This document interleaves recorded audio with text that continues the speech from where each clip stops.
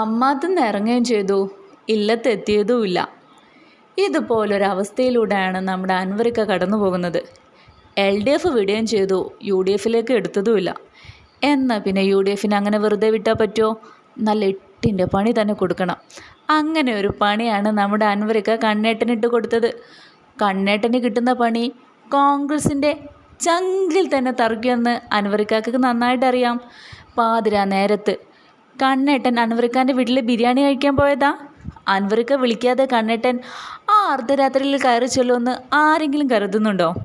അൻവറിക്ക വിളിച്ചിട്ട് തന്നെയാണ് കണ്ണേട്ടൻ കയറിപ്പോയത്.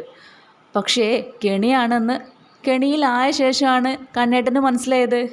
കെണിയിലാക്കിയത് അൻവറിക്ക, കെണിയിലായത് കണ്ണേട്ടൻ. കെണിയിലായ കണ്ണേട്ടൻ കുഴിയിലാക്കാൻ പോകുന്നത് ആരെയാണ്? അൻവറിക്കാനെ കണ്ട് തന്നെ അറിയാം.